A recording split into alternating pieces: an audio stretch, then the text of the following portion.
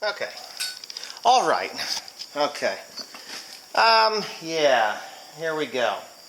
I don't even know how to start with this thing. All right. Look, it's the baler. Now, I know I'm really an extreme baler guy. I bale some of the most extreme material on the planet. If it can go through that baler, I'm going to stuff it through that baler as far as a hay crop.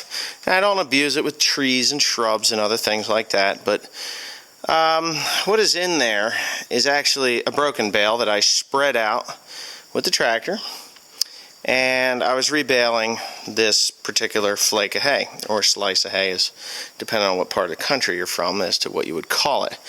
But anyway, when it went in there, I had already been having trouble with this mess right here, which I find to be a real, well, I won't say what I find it to be, because my mama told me that I shouldn't curse so much. But anyway, I broke that chain twice trying to get that slice of hay to go in there, and now of course the chain is fine. I've tensioned it and put the new links, and it's actually a brand new chain. I ended up taking a link out, 2 links out, in order to get it to reach, because it had stretched. That is Chinese chain that I bought from Tractor Supply, because I was the mess that Timothy did. He kinked the chain, the American-made chain that's on the floor at the end of my finger there. It looks like a snake. So anyways, I get all this noise and this bang, and I was like, what the hell? And then nothing's turning. Nothing's turning. So I thought, all right. I mean, the rotor's not even turning. I thought, all right. Now I've already loosened this up, so I've got this chain loose. So I thought, well, okay, if that's not turning, it's got to be the shear bolt that's up in there. And of course, when I spun the flywheel, I found that it wasn't the shear bolt. The shear bolt is fine on that thing. So I thought, well, shit, last year I had this sprocket go bad on me, which, you know, whatever, sprockets go bad, and I thought maybe I'd strip that $400 or $500 sprocket off of there. And I thought, well, as you can see, all the teeth are on the sprocket, so that's good. And I'm thinking, well, what the hell is wrong here? The chain is not turning. The clutch is not turning, but this shaft is turning. So I'm like, all right, now I got problems. So I got to looking up in here, and you're not going to be able to see it until I get it apart. But I can see that the shaft that goes from the gearbox out to this clutch is stripped out. Well, as a matter of fact, you should be able to see it too, because it is just stripped or sheared. It's junk. It broke off. So this is the grease zerk, which always gets greased, but it doesn't grease that shaft. That shaft is a dry shaft, and obviously it has stripped it out. So what I got to do is get all that crap off of there. All that crap's got to come off the side. I'm going to split the chain off of it right now, get that taken care of. And then all that's got to come off, and I'm going to pull that clutch off of there and see how bad that shaft is. And with that, I'm going to take y'all along for the ride. And that's expensive. I know for a fact that that clutch is $2,500, because when I was getting the parts for the clutch and the slip clutch for the header, which is functioning properly, by the way, it has slipped and it does its thing. The reason that shaft twisted off was because the chain actually pulled the sprocket sideways and broke it off. Didn't twist it off, broke it off. But anyway, with that being said, I'm going to go ahead and get at that thing right there. Alright, I got it off of there. I'll show this part first. Here's the shaft that clutch rides on. Now, the further inspection of the thing, it isn't awful like I thought it was going to be. I thought it was just going to be awful. It's not awful. I mean, I've had worse things, but if you see, there's a lot of wear here in that. So I think I'm just, for the sake of rebuild, I'm going to put a new shaft on here. This thing here is probably fine. It's just a pillow block. Might need to put the seal in there. I'm not 100% sure how that thing even comes off. I'm sure that when I unbolt it from the other side, I think there's like 3 or 4 bolts in there. Let me look. I can't even see. They're recessed, but there's 3 or 4 bolts that are in here. I could probably just take that off and go ahead and put a brand new shaft on there without too much problems. You can see it's got some wobble to it, so it's worn. That shaft is worn. The clutch, which is really gonna burn my biscuits here, and I'm telling you right now, it's burning my biscuits. There used to be splines in there. Now, when you grease this clutch, I guess grease goes into the center of there, and it's supposed to bleed out either way. Well, we grease this thing pretty regularly, like every single day. I grease this clutch, okay? Now, it's a pretty massive clutch. It makes a lot of noise when it does its snapping thing. I mean, it's bang, bang, bang, bang, bang until it does its thing, which, whatever. It does its thing. It does its job like it's supposed to. Now, that sprocket doesn't come with it. I have to buy that separate. So what I'm going to end up doing, and I know there's one in Utah, and they said that they would let it go. So I think I'm going to go ahead and call tomorrow, buy that piece tomorrow morning, have it shipped overnight. Yeah, it's going to cost me a fucking fortune. That overnight, and this sprocket, I think I'm just going to let it ride. I will buy another sprocket just for shits and giggles. And I'm going to buy that shaft and, of course, the bearing, because the bearing is out. I guess all that hammering, it decided that it was going to tear that bearing out. The chain is brand new, as you probably, I think I told you I put it on. I didn't actually film me putting it on, but it's brand new. It don't have 1,000 bales on that chain. So, yeah. So that's what I'm going to do. I'm going to get that coupler down that end too, because as you can see, all that play. So that's the story right there. I need a clutch, a shaft, and a coupler, and a bearing, and whatever giblets that are in there.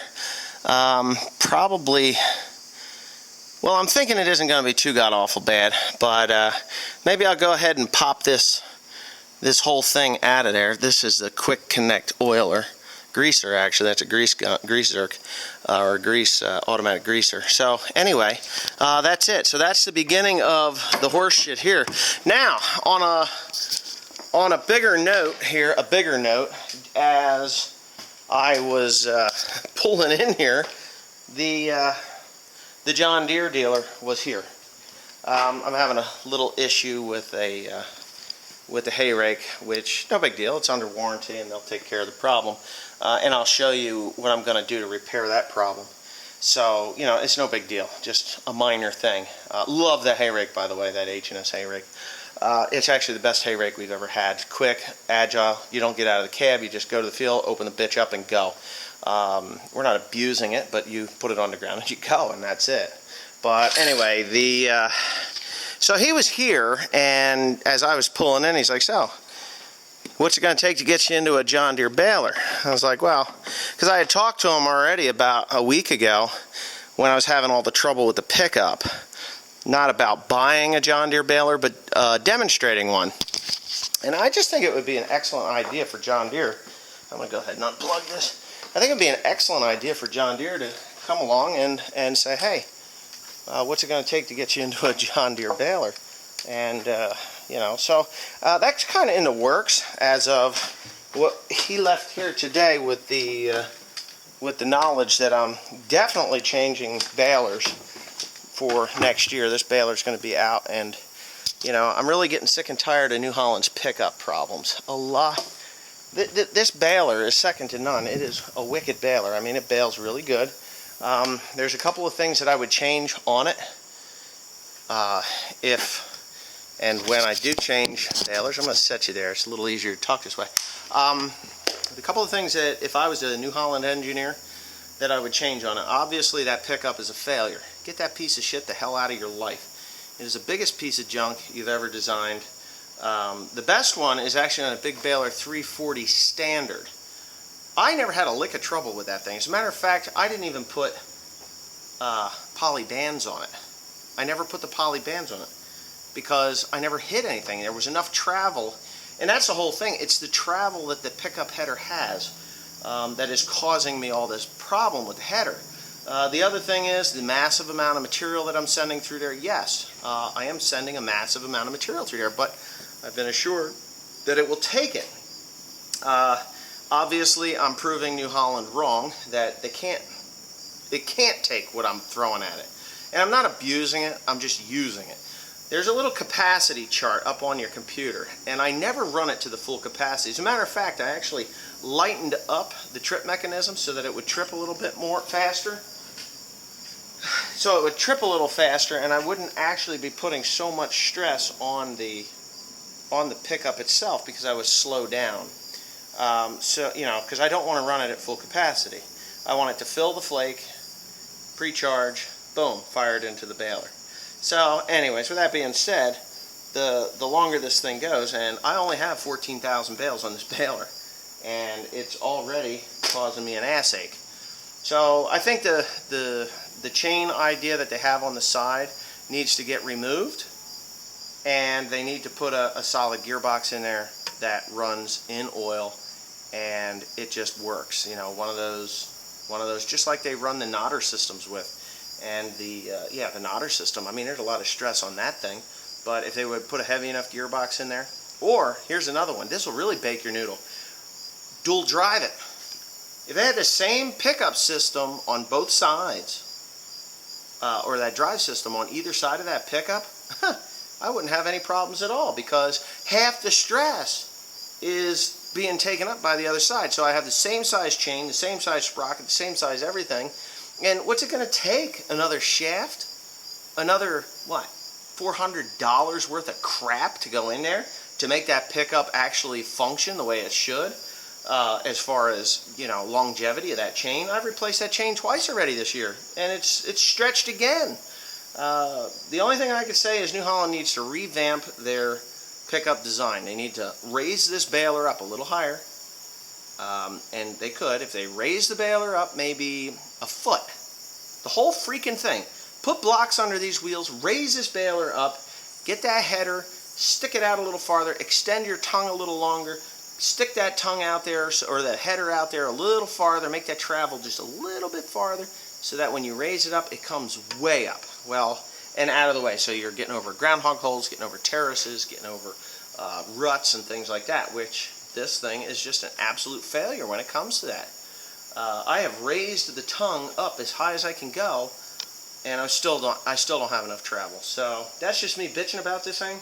But anyways, John Deere, they've got a 3x4 L340, and they're going to be talking tomorrow morning about bringing it up here, and we're going to do a demonstration in this heavy, nasty, gnarly, miserable, rotten shit that I've got growing out in these fields. It's mulch hay. It's 2.5, 3 tons. The next thing, I guess, if I don't like the way the John Deere works, Heston doesn't offer a decent rotor machine. I don't think they even offer a rotor machine. I'll have to go home and look. Or Massey Ferguson, I don't think they do. So I can't get I can't get that bale all night, you know, feature out of the Heston Massey Ferguson. But I guess the next one is going to be a Krone Big Pack 8-tie. Well, I think that's Krone 8-tie. There's an 8-tie baler anyways. I think it is a Krone 8 HD. So that's what I'll be looking at next if that's the case. Because honestly, right now, I know that clutch that's all fucked up in there, or messed up in there, or whatever in there, I know that's $2,500 plus the shipping. And I know that shaft has got to be at least $1,000 just to look at it. So I'm looking at $3,500 just to get this baler back in the field. And it's going to take me about the time it starts raining to get it back in the field. So anyway, that's my dilemma, and you'll stay tuned to the progress of this mess as we go along, because I'm about ready to go home for the night. I got to go look up some parts online. So thanks for watching. Please comment, rate, and subscribe.